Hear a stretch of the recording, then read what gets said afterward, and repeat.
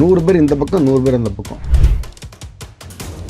2 பேரும் ஒன்றா சேர்ந்து போலீஸ் யாருக்கு வருது பாதுகாப்பா அப்படின்றதெல்லாம் இல்லாமல்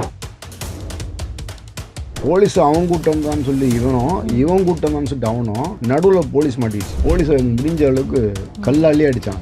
பிழைக்கு வந்த இடத்துல வந்து பாதுகாப்பாக இருந்தால் நினைப்பாங்க. இவனை வந்து யாரும் அந்த அளவுக்கு டைட் பண்ணுறது. இப்போ இந்த பீகார் மாநிலத்து பிரச்சனை இப்போ வந்திருக்கு. இப்போ எலெக்ஷன் டைமில் இப்போ இந்த ஒரு விஷயம் நடந்திருக்குன்னா இதுக்கு எந்த மாதிரியான நடவடிக்கை? ஆமாம், எதிர்கட்சியெல்லாம் என்ன சொல்லுவாங்கன்னா ஆட்சியாளர்களுடைய அராஜகம், ஆட்சியாளர் கண்ணை மூடிட்டாங்க. விஜய்லாம் இப்போ தான் பேச ஆரம்பிச்சு. ஆமாம், என்ன சொல்லுவாங்கன்னா திமுக வந்து திராவிட மாடலை பற்றி பேசிட்டு இருக்குது. விஜய் கூட நேற்று தான் சொல்லியிருக்காரு. ஆமாம், பேசிட்டு இருக்காங்க. இது திராவிட மாடலை வந்து குற்றம் சொல்கிறது 1000 காரணம் இருக்குது, 1000 இடங்கள் இருக்குது. இது என்ன இருக்குது, இதுக்கு அதுக்கு என்ன இருக்குது? இந்த விஷயம் பார்த்தீங்கன்னா உங்களுக்கு சம்பவம் பண்ணவனும் பீகாரி, பாதிக்கப்பட்டவனும் பீகாரி, அவங்களுக்குள்ளே தான் இது நடந்திருக்குது. இங்கே வேறு தமிழ்நாட்டுக்காரனும் கேரளாக்காரனும் ஆந்திராக்காரனும் கர்நாடகாக்காரனும் வந்து அதை பண்ணதே அவங்க ஆளுங்களோட தான். அது உடனே அக்யூஸ்டும் பிடிச்சி 5 பேர்கிட்ட ரிமாண்ட் பண்ணியாச்சு. ஏன் உங்களுக்கு பல வழக்குகளில் வந்துட்டு உங்களுக்கு இந்த கவர்மெண்ட் இல்லை, எல்லா கவர்மெண்ட்லையும் அக்யூஸ்டும் மேக்ஸிமம் பிடிச்சிடுவாங்க, பிடிச்சி ரிமாண்ட்லாம் பண்ணிவிடுவாங்க. அதுக்கப்புறம் ரூலிங் பார்ட்டியான குறை சொல்லணும்னு சொல்லிட்டு தான் அது எதிர்கட்சியும் சொல்லுவாங்க, புதுசாக வரவங்களும் சொல்லுவாங்க. எல்லாருமே சேர்ந்து இப்போ தும்முனா தான் சரியாக இருக்குன்னு சொல்லிட்டு துன்படுது. அது வந்து உங்களுக்கு கவர்மெண்ட் மேலே குறை சொல்கிறதுக்கு எவ்வளோ விஷயங்கள் இருக்குது, அதில் சொல்லிட்டு போகலாம். இதில் வந்து லேண்ட் ஆர்டர் சரியில்லை, அது சரியில்லை, சும்மா வேணுன்ட்டு ஆனால் சொல்லணும்னு சொல்கிறேன். பெருங்குடியில் கொண்டு போய்ட்டு அந்த கௌரவகுமாருடைய மனைவியை கொண்டு தான் போட்டிருக்கானுங்க. அந்த பாடியும் எடுக்கிறாங்க, அந்த ஆள் கோவத்துலேருந்து எடுக்கிறாங்க, குழந்தை எங்கே இருக்குன்றதும் ட்ரேஸ் பண்ணுறாங்க. இடையில வந்து செத்து போனோம் இங்கே ஒர்க் பண்ணான்ற விஷயத்தையும் அவன் பாக்கெட்டில் ஏதோ துண்டு சீட்டு ஏதோ இருந்தது எடுத்தாங்க. பார்த்துட்டு உடனே நம்பர் வச்சுட்டு இவன் யார் எங்கே இருக்கிறான் நெட்வொர்க்லாம் பிடிச்சி அவ்வளோ குயிக்காக வந்து ஆள் யாருன்னு முதல்ல ஐடென்டிஃபை பண்ணுறது பெரிய விஷயம். ஐடென்டிஃபை பண்ணுற பிறகு அக்யூஸ்ட் யாருன்னு ஃபிக்ஸ் பண்ணுறது பெரிய விஷயம். டிஎன் டாக்கிஸ் நேயர்கள் அனைவருக்கும் வணக்கம். நான் சுகன்யா, அவங்களோட இணையிறது. இன்னைக்கு நம்மளோட வந்து கிரைம் ஜேர்னலிஸ்ட் நாப்பா சேதுராமன் அவர்கள் வந்து இணையிறாரு. Welcome to the show sir. வணக்கம் தாய். வணக்கம் சார். நல்லா இருக்கேன் சார், நீங்கள் எப்படி இருக்கீங்க? ரொம்ப நாள் ஃபாலோ பண்ணி இன்னைக்கு தான் சார் உங்களை பிடிக்க முடிஞ்சது.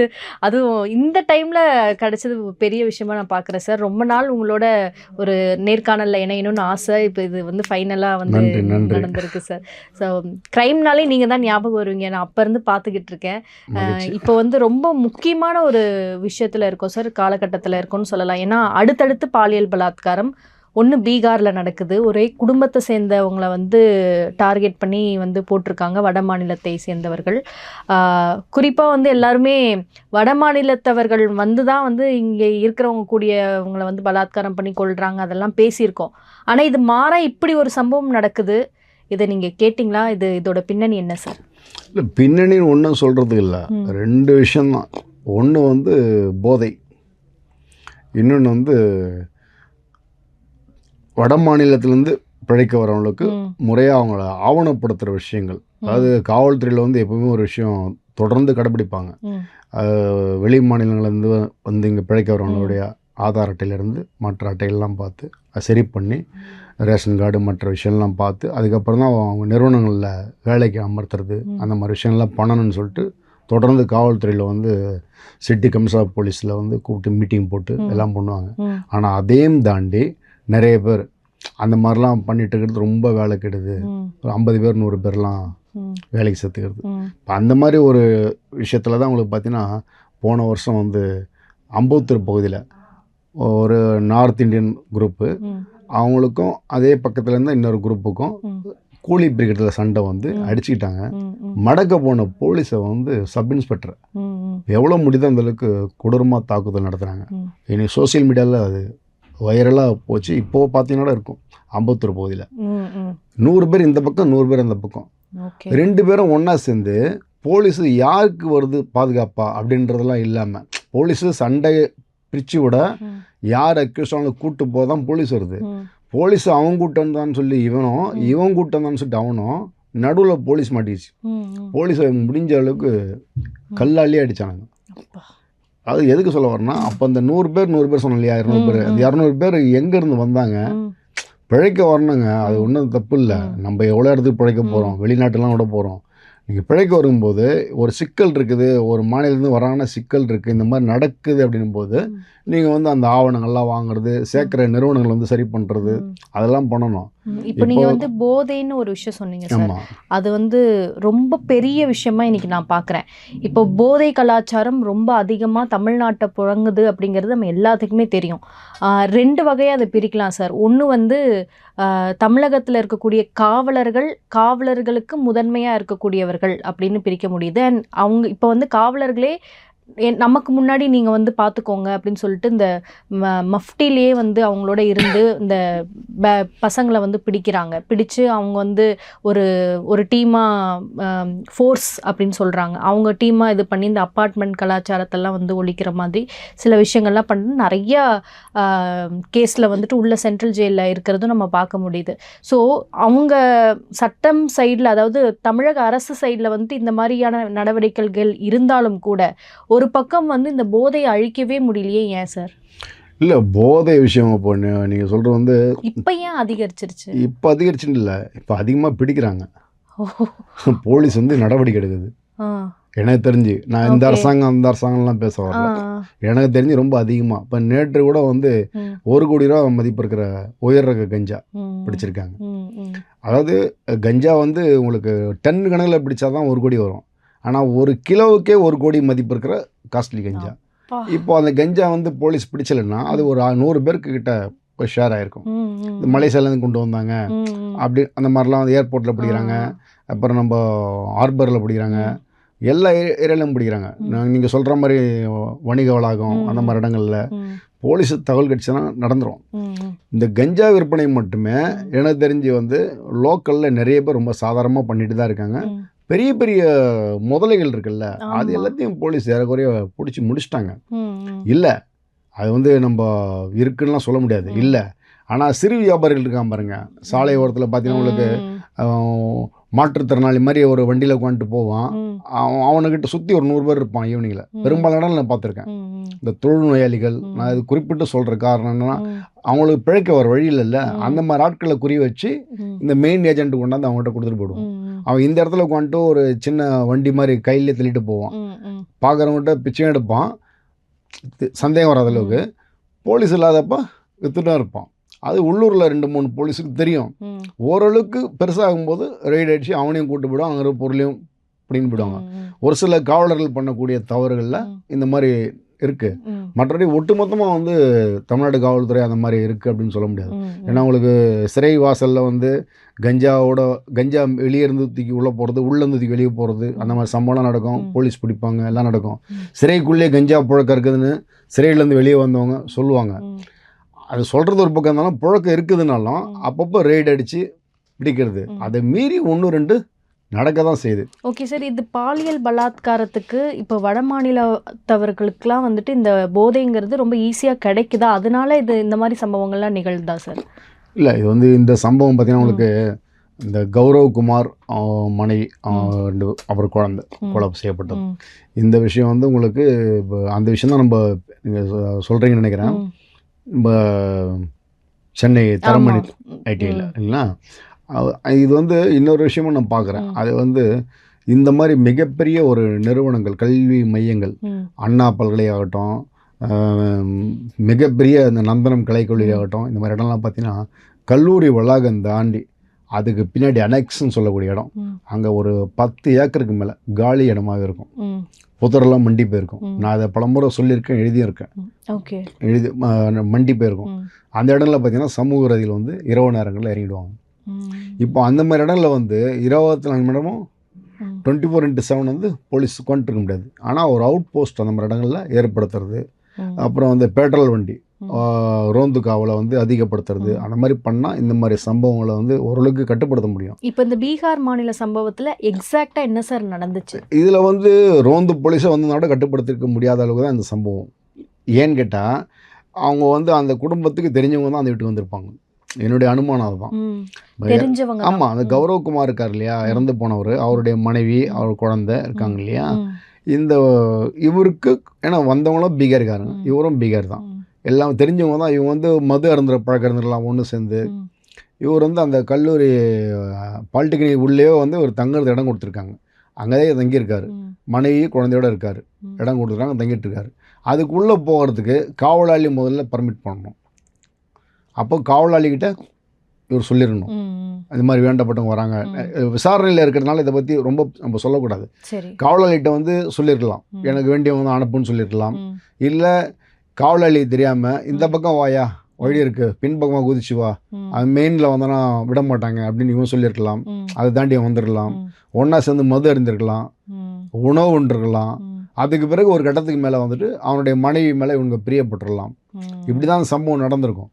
இல்லைனா அந்த கொடூரமாக, அதாவது அது போலீஸ் ரிப்போர்ட்டில் என்ன சொல்லுதுன்னா, மனைவி வந்து இவங்க பாலியல் பலாத்காரம் பண்ண முயற்சி பண்ணும்போது தான் தடுக்க போகும்போது இவனையும் கொலை பண்ணிவிட்டு அந்த அம்மா கொண்டுட்டாங்க, குழந்தையும் கொண்டுட்டாங்க. அதுக்கப்புறம் கத்திட்டு இருந்ததுனால குழந்தையும் கொண்டுட்டாங்க, சத்தம் வருது அப்படின்னு சொல்லிட்டு அப்படின்னு. இப்போ இந்த மாதிரி பார்த்தீங்கன்னா உங்களுக்கு ரொம்ப எளிதாக இப்போ எல்லாருமே ஒரு கொலை நடந்ததுன்னா, ஒரு 10 வருஷத்துக்கு முன்னாடி கூட உங்களுக்கு சென்னையில் எந்த கொலை நடந்தாலும் போலீஸ் முதல்ல பெருங்குடி குப்பை கிடங்கு போய் தேடுவாங்க. ஏன்னா புரோட்டல் அட்டாக் எது பண்ணாலும் அங்கே கொண்டுட்டு பாடியை போட்டு போயிடுது. அதே மாதிரி தான் இந்த அம்மா பாடியும் அங்கே பெருங்குடி குப்பை கிடங்கில் தேடிட்டு இருக்காங்க. புரியுதுங்களா? இவனு வந்து இந்த பக்கிங்ஹாம் கனால் கிட்ட இவருடைய பாடி, குழந்தை பாடி வந்து இன்னொரு இடத்துல, இந்த மாதிரி ஒரு பாயிண்டில் இப்போ இந்த அளவுக்கு கொடூரமாக பண்ணுறான்னா அவனுக்கு ஒரு 2 விஷயம்தான். ஒன்று போதையில் இருக்கும்போதே இவனுக்கு என்ன பண்ணுறேன்னே தெரியாது.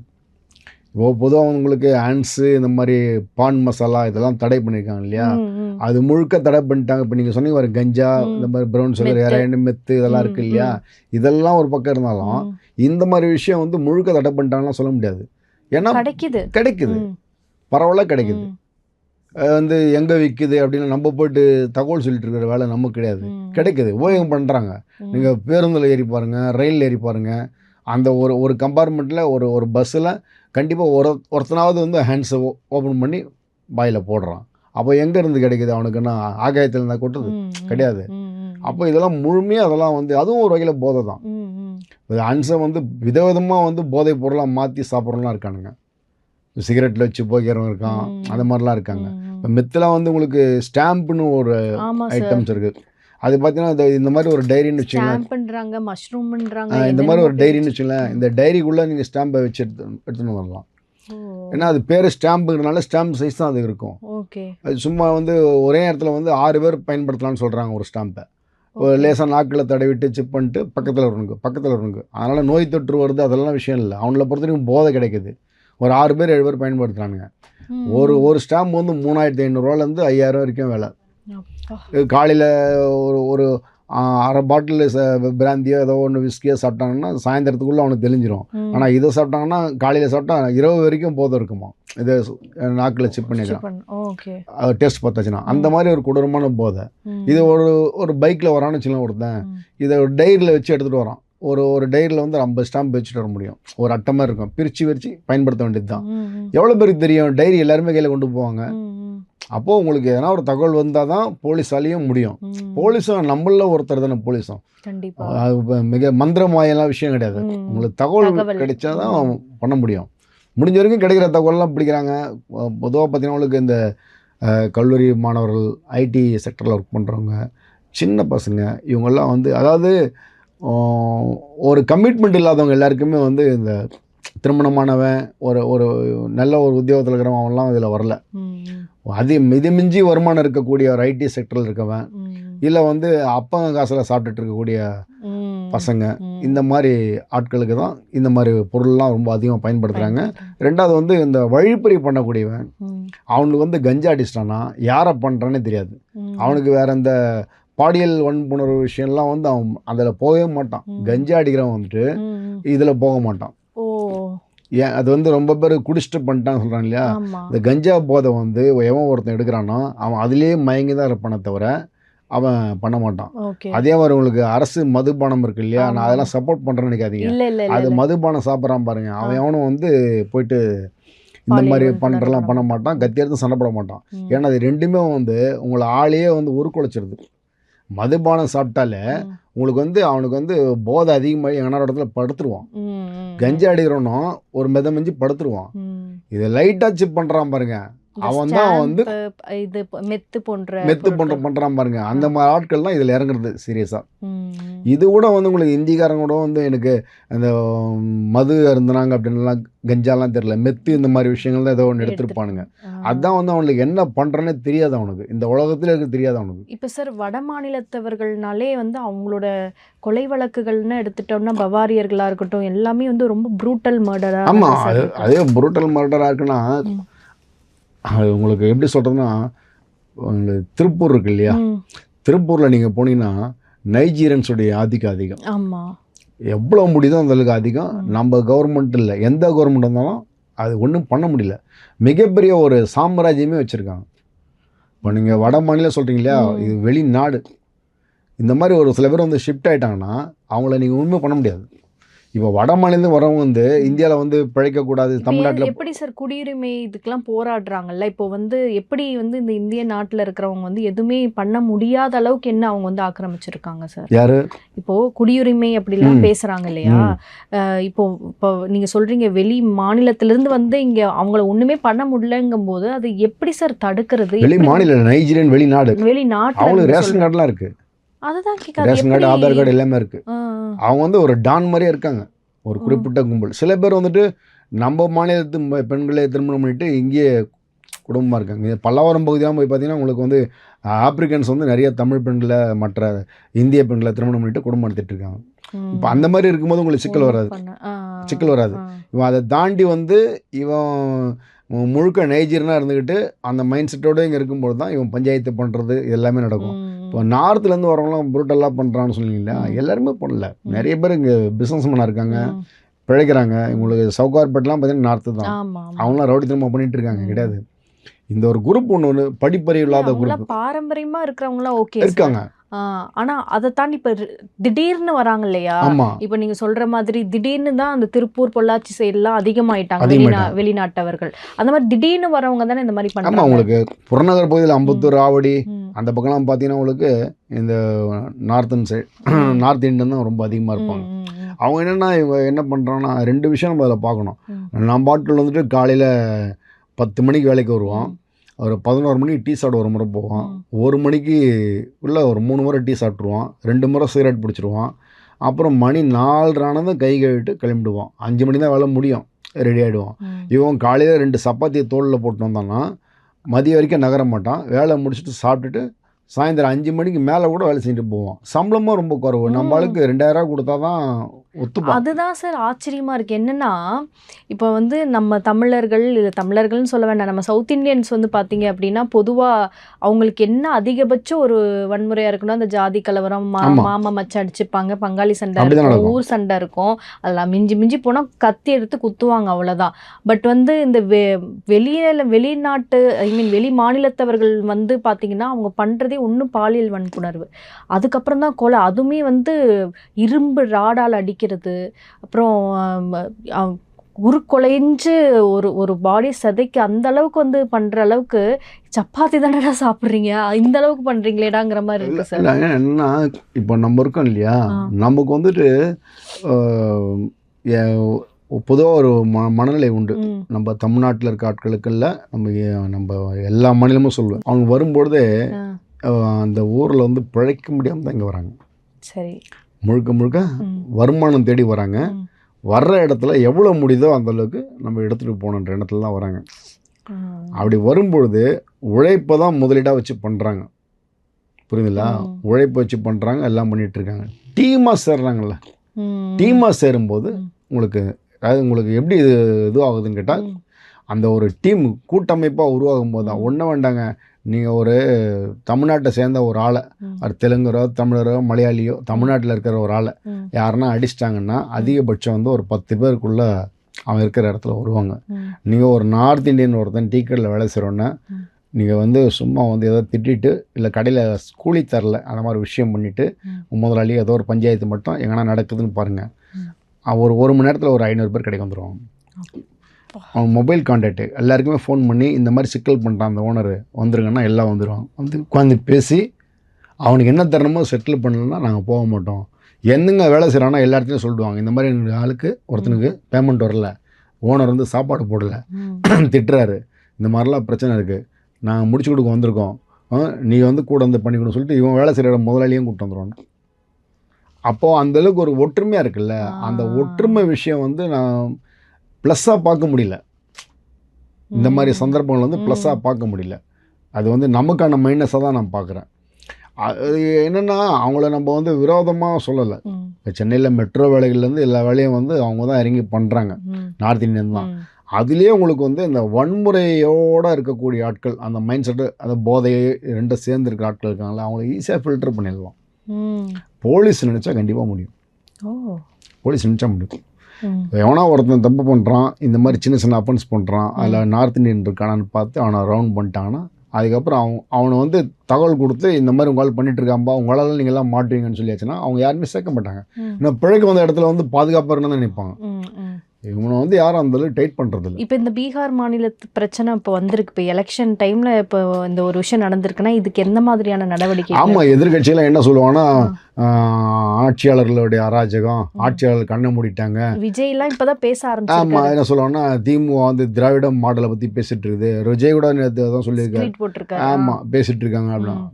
இது திராவிட மாடலை வந்து குற்றம் சொல்கிறதுக்கு 1000 காரணம் இருக்கும், 1000 இடங்கள் இருக்குது. இது என்ன இருக்குது, இதுக்கு அதுக்கு என்ன இருக்குது? இந்த விஷயம் பார்த்தீங்கன்னா உங்களுக்கு சம்பவம் பண்ணவனும் பீகாரி, பாதிக்கப்பட்டவனும் பீகாரி, அவனுக்குள்ளே தான் இது நடந்திருக்குது. இங்கே வேறு தமிழ்நாட்டுக்காரனோ, கேரளாக்காரனோ, ஆந்திராக்காரனோ, கர்நாடகாக்காரனோ வந்து அதை பண்ணல, பண்ணதே அவங்க ஆளுங்களுக்குள்ள தான். அது உடனே அக்யூஸ்டும் பிடிச்சாச்சு, பிடிச்சி 5 பேர்கிட்ட ரிமாண்ட் பண்ணியாச்சு. ஏன் உங்களுக்கு பல வழக்குகளில் வந்துட்டு உங்களுக்கு இந்த கவர்மெண்ட் இல்லை, எல்லா கவர்மெண்ட்லையும் அக்யூஸ்ட்டை மேக்ஸிமம் பிடிச்சிடுவாங்க, பிடிச்சி ரிமாண்ட்லாம் பண்ணிவிடுவாங்க. அதுக்கப்புறம் ரூலிங் பார்ட்டி ஆனால் குறை சொல்லணும்னு சொல்லிட்டு தான் இருப்பாங்க. அது எதிர்கட்சியும் சொல்லுவாங்க, புதுசாக வரவங்களும் சொல்லுவாங்க, எல்லாருமே சேர்ந்து இப்போ தும்முனா தான் சரியாக இருக்குன்னு சொல்லிட்டு தும்புறது. அது வந்து உங்களுக்கு கவர்மெண்ட் மேலே குறை சொல்கிறதுக்கு எவ்வளோ விஷயங்கள் இருக்குது, அதில் சொல்லிட்டு போகலாம். இதில் வந்து லா அண்ட் ஆர்டர் சரியில்லை, அது சரியில்லை, அதெல்லாம் சும்மா வேணுன்ட்டு அதெல்லாம் சொல்லணும்னு சொல்கிறது. இவங்க ஆட்சியில் தான் வந்து சரியில்லை. ஆமாம், அது எப்படி உங்களுக்கு அக்யூஸ்ட்டை பிடிச்சாங்கல்ல, பிடிச்சி எல்லோரும் ரிமாண்ட் பண்ணிட்டாங்கல்ல. என்ன கேட்டிங்கன்னா ரொம்ப ஒரு நாளுக்குள்ளே பிடிச்சாச்சு. பெருங்குடியில் கொண்டு போய்ட்டு அந்த கௌரவகுமாருடைய மனைவியை துண்டு துண்டாக போட்டிருக்கானுங்க, அந்த பாடியும் எடுக்கிறாங்க, அந்த ஆள் கோவத்துலேருந்து எடுக்கிறாங்க, குழந்தை எங்கே இருக்குன்றதும் ட்ரேஸ் பண்ணுறாங்க. இடையில வந்து செத்து போனோம் இங்கே ஒர்க் பண்ணான்ற விஷயத்தையும் அவன் பாக்கெட்டில் ஏதோ துண்டு சீட்டு ஏதோ இருந்தது எடுத்தாங்க, பார்த்துட்டு உடனே நம்பர் வச்சுட்டு இவன் யார் எங்கே இருக்கிறான் நெட்வொர்க்லாம் பிடிச்சி அவ்வளோ குயிக்காக வந்து ஆள் யாருன்னு முதல்ல ஐடென்டிஃபை பண்ணுறது பெரிய விஷயம். ஐடென்டிஃபை பண்ணிட்ட பிறகு அக்யூஸ்ட் யாருன்னு ஃபிக்ஸ் பண்ணுறது பெரிய விஷயம்.